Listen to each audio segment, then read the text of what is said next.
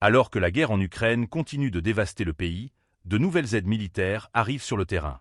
L'Allemagne et le Danemark viennent d'envoyer des équipements militaires majeurs à Kiev, renforçant ainsi leur soutien à l'Ukraine face à l'agression russe. 15 nouveaux chars Léopard viennent compléter les précédentes livraisons, portant à 103 le nombre total de ces puissants véhicules blindés fournis par Berlin et Copenhague. Ces véhicules, essentiels pour les forces ukrainiennes, sont désormais accompagnés de pièces de rechange et d'autres armements critiques. En plus des Léopards, l'Allemagne a livré un système de défense aérienne irrité SLS, renforçant la capacité de l'Ukraine à protéger ses infrastructures stratégiques contre les frappes aériennes russes. Ce système, considéré comme l'un des plus avancés, représente une avancée significative dans la lutte pour la supériorité aérienne sur le terrain. Le Danemark, quant à lui, a également apporté son soutien en envoyant des munitions pour les chars Léopard 1, des équipements militaires supplémentaires, ainsi que 30 véhicules blindés résistants aux mines et aux embuscades, les MRAP, qui protégeront les soldats ukrainiens des attaques directes.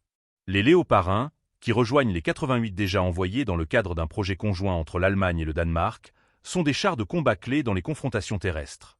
L'Ukraine, qui subit quotidiennement les assauts russes, voit dans ce soutien militaire une bouée de sauvetage pour maintenir son offensive et défendre ses positions. Le soutien occidental, symbolisé par l'envoi de ces armes sophistiquées, devient donc de plus en plus crucial pour l'Ukraine, qui continue de se battre pour repousser les forces russes. Mais ces envois soulèvent aussi de vives interrogations sur l'intensification du conflit.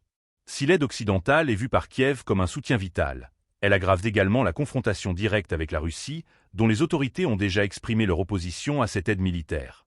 En réponse, Moscou ne cesse de dénoncer l'escalade des armes occidentales, qualifiant ces envois de provocation.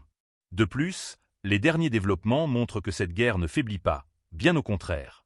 Les armes envoyées permettent à l'Ukraine de continuer à résister, mais elles alimentent aussi une guerre de plus en plus dure, où l'issue reste incertaine.